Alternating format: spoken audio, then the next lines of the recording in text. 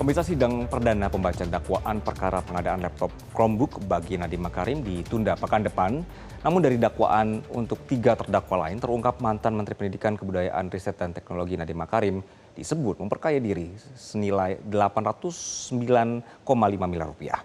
Tuduhan ini terungkap saat jaksa membacakan dakwaan dari Sri Wahyuningsih selaku Direktur Sekolah Dasar Kemendikbudristek 2020-2021. Dalam dakwaannya, jaksa mengungkap Sri Wahyuni bersama Nadiem menyalahgunakan kewenangan dengan mengarahkan spesifikasi pengadaan laptop Chromebook yang menggunakan Chrome Device Management. Menurut jaksa, kebijakan ini menjadikan Google sebagai satu-satunya pihak yang menguasai ekosistem pendidikan digital di Indonesia. Selain itu, pengadaan laptop Chromebook dinilai tidak sesuai dengan perencanaan dan prinsip pengadaan barang dan jasa.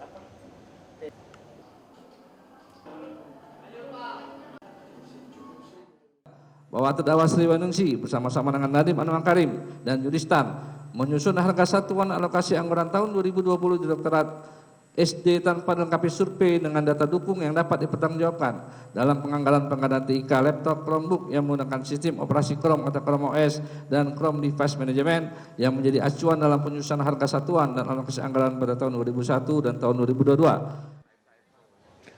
Kuasa hukum Nadiem Makarim, Ari Yusuf Amir, membantah kliennya memperkaya diri sendiri. Untuk itu pada sidang pekan depan, Ari akan menggunakan logika terbalik dan membuktikan Nadiem tidak bersalah.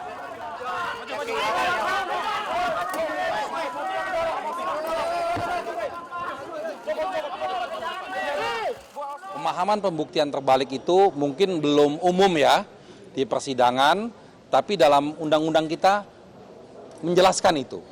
Nah, tadi Pak Dodi sampaikan bahwa dalam kesempatan ini dalam sidangnya Nadiem kami akan melakukan pembuktian terbalik. Kami akan menjelaskan satu persatu aset harta yang dimiliki oleh Nadiem. Asalnya dari mana saja dan kita akan buka ke publik. Jadi jelaslah bahwa tidak ada aset-aset ataupun harta-harta yang merupakan sumber dari kasus korupsi ini. Nanti dalam persidangan kami akan buka itu. Perkara pengadaan Chromebook di Kementerian Pendidikan Kebudayaan Riset dan Teknologi kini resmi bergulir ke meja hijau. Program yang sejak awal dirancang sebagai bagian dari digitalisasi pendidikan nasional kini diuji lewat proses hukum. Kejaksaan Agung menilai ada penyimpangan serius dalam pengadaan laptop dan layanan pendukungnya dengan potensi kerugian negara mencapai triliunan rupiah. Untuk pertama kalinya, mantan Mendikbudristek Nadiem Anwar Makarim duduk sebagai terdakwa dalam perkara ini. Bagaimana perkara ini bermula, siapa saja yang terlibat, serta bagaimana jaksa membuktikan dakwaannya di persidangan, kami hadirkan informasi di Metro Siang kali ini, pemirsa. Kasus ini bermula dari pengadaan laptop Chromebook dan layanan terkait di lingkungan Kementerian Pendidikan, Kebudayaan Riset dan Teknologi periode 2019 hingga 2022. Nah, proyek ini merupakan bagian dari agenda digitalisasi pendidikan nasional yang tujuannya mendukung kegiatan belajar mengajar berbasis teknologi di sekolah-sekolah. Namun dalam proses penyelidikan, Kejaksaan Agung menyimpulkan adanya dugaan penyimpangan prosedur pengadaan mulai dari perencanaan hingga pelaksanaan yang berpotensi ini menimbulkan kerugian keuangan negara. Jadi setelah memeriksa saksi-saksi dan mengumpulkan alat bukti, Kejaksaan Agung kemudian menetapkan mantan Mendikbudristek Nadiem Anwar Makarim ini sebagai tersangka dalam perkaranya. Nah, dalam perkara, Kejaksaan Agung sudah menetapkan ada 5 orang sebagai tersangka terkait dugaan korupsi pengadaan Chromebook di Kemendikbudristek.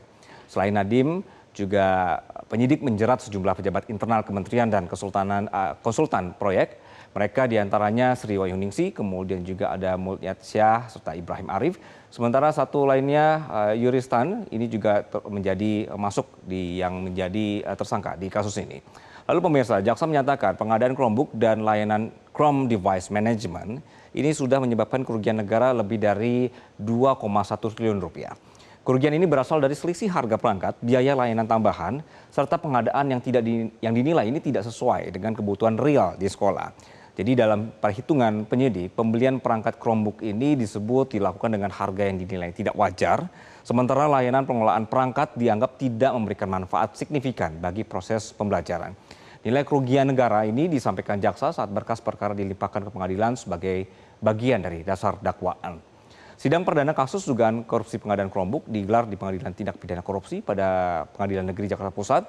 Agenda sidang adalah pada saat itu pembacaan surat dakwaan oleh jaksa penuntut umum. Namun dalam sidang Nadiem tidak hadir. Kemudian sebelumnya Nadiem juga sempat mengajukan gugatan pra-peradilan atas status tersangkanya, namun kemudian ditolak pengadilan sehingga proses hukum tetap berlanjut ke tahap persidangan pokok perkara.